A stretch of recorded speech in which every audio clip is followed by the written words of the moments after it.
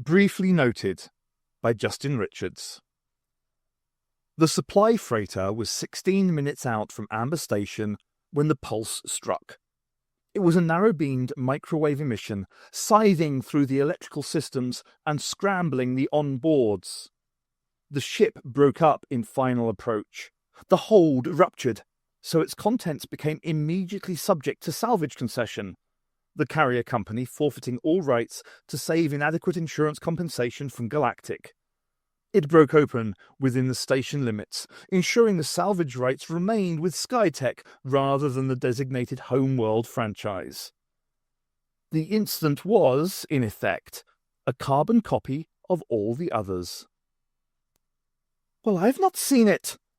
They all knew that Jamie resented being accused of anything, especially on those rare occasions when he was not to blame. "Where did you last have it, Doctor?" Zoe asked. "It was there, on the console." The doctor's finger jabbed at a point in front of Jamie's nose. "It was there a moment ago, and now it's gone. Things don't just disappear now, do they?" He watched the central column rise and fall, then shook his head and cleared his throat before either of his companions could suggest an object they all knew well, which did just that. For a moment, just a moment, he thought he remembered what had happened to his recorder. Something to do with the TARDIS force field generator? Or had he left it in chroma? But then the thought was lost, flying from his head as he shook it again. "Is it important, Doctor?" Zoe's question seemed genuine. "Important? What do you mean, important? Oh, come on, Doctor. After all, you couldn't actually play the wee thing." "Wee thing? This is a finely tuned musical instrument you're talking about, Jamie." Jamie shrugged. "It wasn't the instrument's fine-tuning I was talking about," he muttered. The doctor took a deep breath and tried to calm himself. "Now, Zoe, important? Well, yes, of course it's important. How can I think without my recorder? How can I focus that part of the mind that is forever dancing if it has nothing to dance to?" "He's off again," Jamie whispered to Zoe. "At least he hasn't got his recorder to play at us," she replied. The doctor pushed his way round the console towards them. "Now, I heard that, Zoe," he chastised, and started whistling Teddy Bear's Picnic as if his life depended on it. Jamie and Zoe exchanged glances.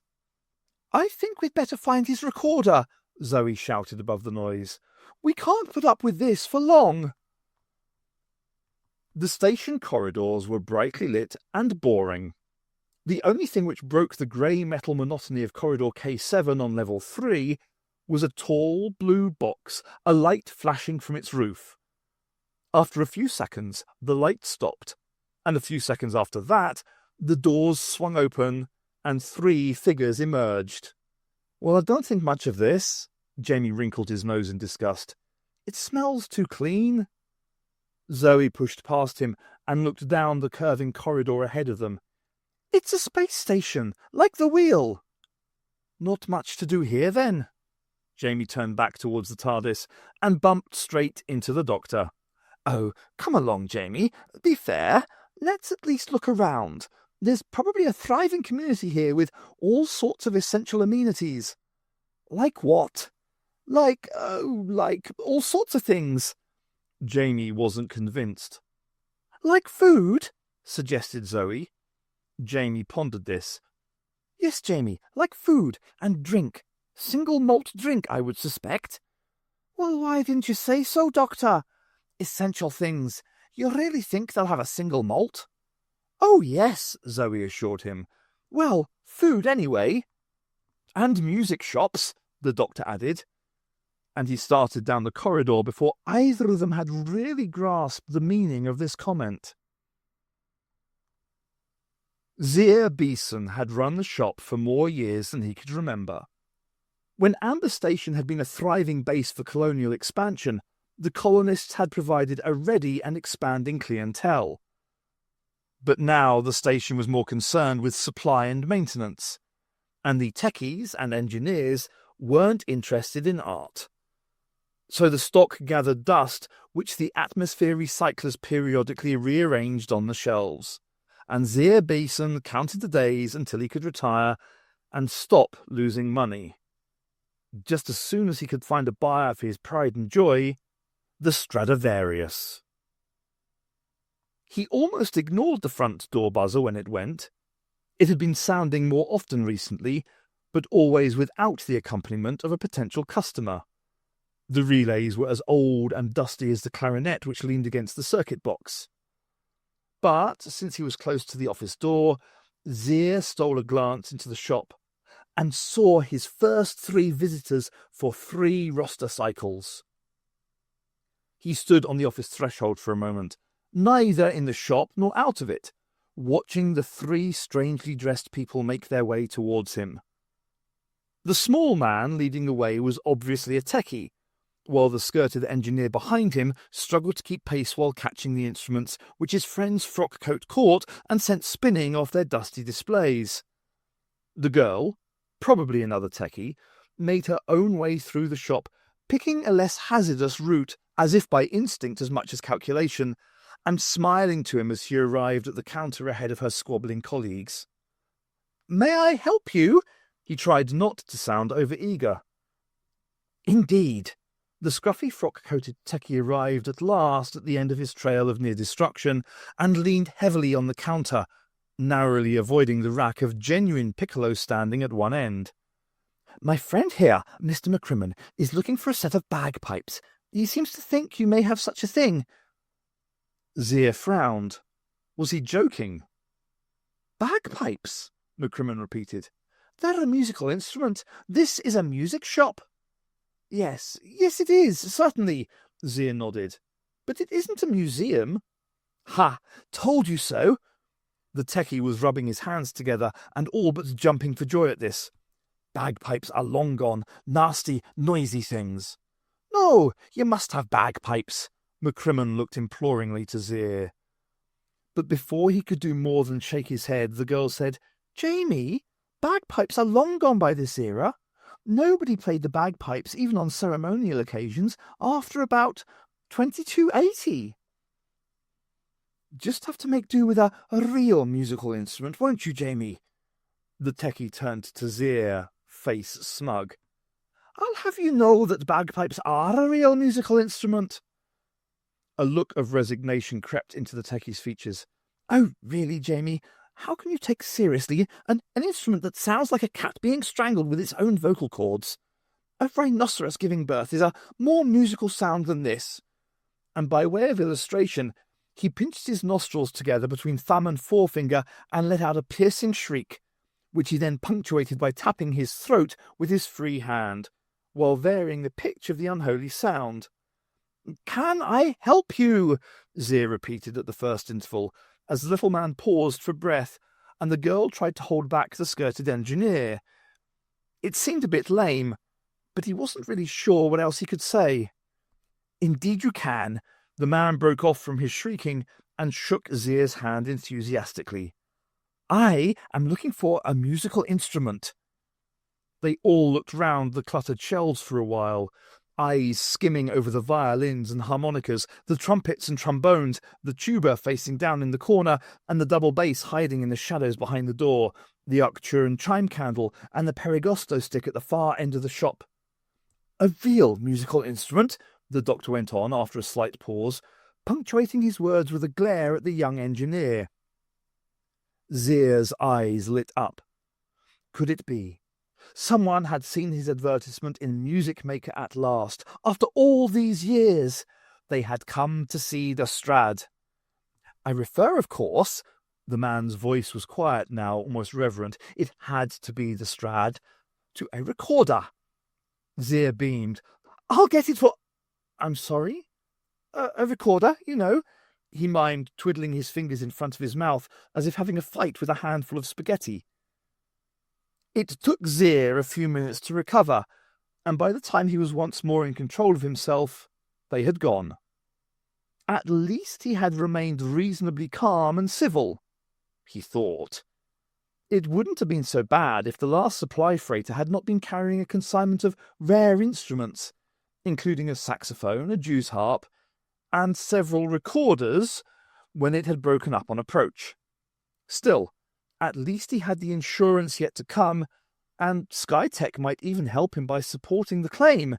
After all, he had just sent them a potential customer for some of their salvage. Goodness only knew what condition the things were in, assuming they had survived. Yes, all in all, he had been most helpful and polite, considering. "Well," said Jamie, as they descended to the salvage bays in the lift, "maybe we did upset him, but there was no need for language like that, even if his supply ships do keep disintegrating." "Yes, it was a little colourful, wasn't it? Anyway, he asked us to leave, and we have, so we need feel no guilt on that score."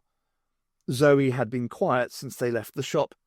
"You know," she now said thoughtfully, "I've been working through all the feasible combinations, and I don't think it's physically possible to do what he suggested."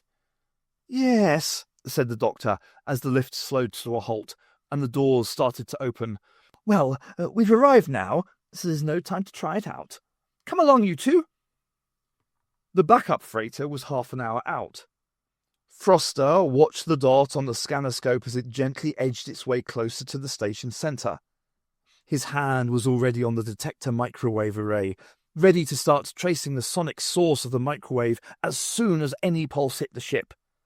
Just as he had been last time. And the time before.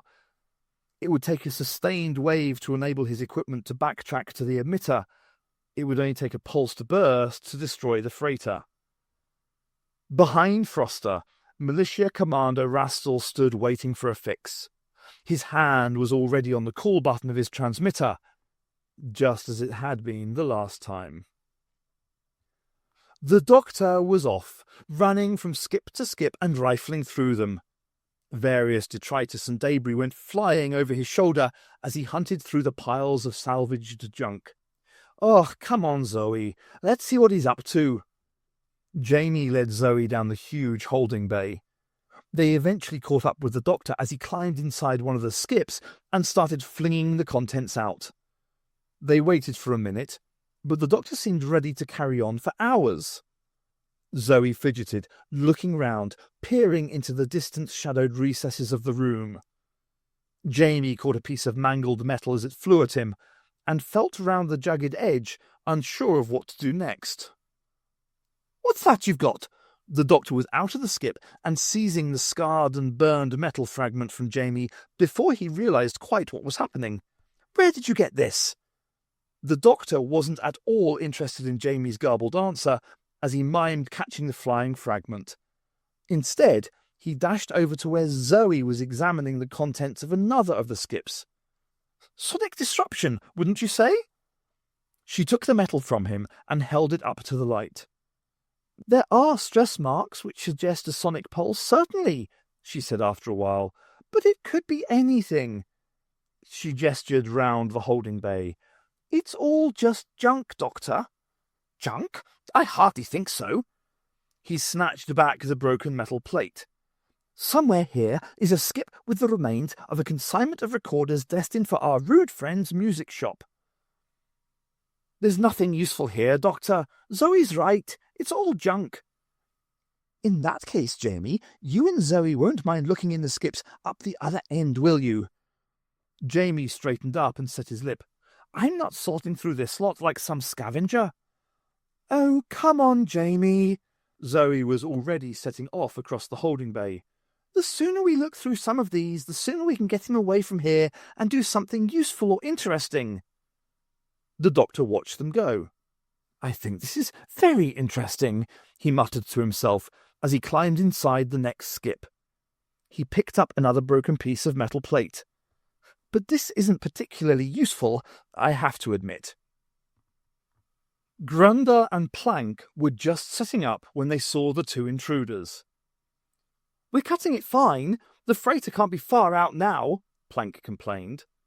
But Grunder nudged him and pointed to the two figures approaching the skips they were sheltering behind.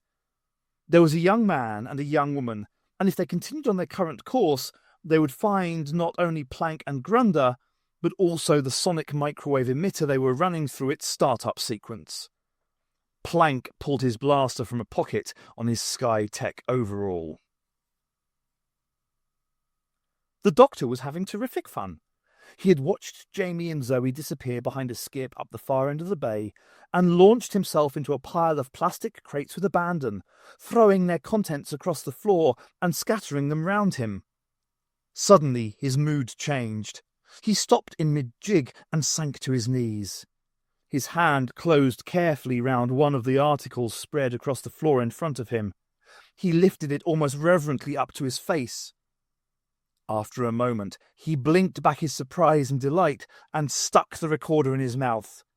He hardly dared to blow, but when he did, a single shrill note echoed round the bay. Then he collapsed in happy laughter, holding the recorder up to the light at various angles and examining it with glee. "What was that?" Plank turned for a second from covering the two youngsters with his blaster. They had both heard the high-pitched squeal. "Feedback? I don't know." Grunder continued with his calibration of the sonic emitter. The beam strength had to be strong enough to affect the ship's systems, but weak and fast enough not to be traced back to them. "Reckon there'll be a good haul of salvage on this one. They're desperate for supplies." Plank grinned. "Yeah, they'll pay loads for the salvaged water concentrates." "You won't get away with it. They'll guess it's you." The young woman stuck her chin out at Plank menacingly. He laughed. "Sure they will, but even if they do, they won't catch us." The man in the skirt hugged the young woman tighter, and Plank waved his blaster at them vigorously, his mouth curling into a sneer. Then the high-pitched squeal came again. The Doctor was sitting cross-legged on the floor amidst the mess he had created. He was having great fun. He tried another experimental note from the top end of the scale, then set about a series of complicated fingering exercises and breathing techniques designed to test the tuning of even the most precise recorder. Grunder was jabbing at the emitter's controls frantically, trying to stop the wails and screeches which were reverberating round the holding bay. "What is going on?" Plank was having trouble keeping his concentration on the two intruders. "I don't know. It seems to be sending itself the diagnostics tune-up routine instructions." "Well, stop it for goodness sake. If the emitter starts its self-diagnostics now, it'll show up on every scope panel on the station." Grunder paused in his ministrations for long enough to glare at Plank's back. "I know that," he said through gritted teeth. But his words were drowned out by a half-crazed series of notes which he could be forgiven for failing to recognise as the opening bars of the Skyboat song. Then the emitter responded, powering up the diagnostics routine and pulsing its standard test sequence to any receiver that cared to listen. Grunder yelped and leapt to his feet, cannoning into Plank in the process. The young male intruder seized his opportunity and Plank's blaster. Rastel mobilised his men within 14 seconds of the diagnostic signal showing up on the scope. Froster warned the freighter to remain in standoff approach pattern while he plotted the reverse triangulation on a schematic of the station. He had the emission point by the time Rastel had contacted the barracks. The Doctor's duet with the whines and whistles from the far end of the holding bay was interrupted by the booted tread of the militia. He paused in his skillful rendition of Bach's Air on a G-string and jabbed his thumb towards the furthest skips. Rastel gave an acknowledging thumbs up and led his troop forward, scattering them amongst the skips so that they could advance under cover and unobserved. They need not have worried. When they found the emitter, still happily diagnosing itself as in perfect working order and at 97% calibration normal, they also found the two Skytech salvage foremen already under guard. "Thank you. You must be with the gentleman back towards the entrance?" Rastel gestured for his men to terminate the emitter sequence and remove Plank and Grunder.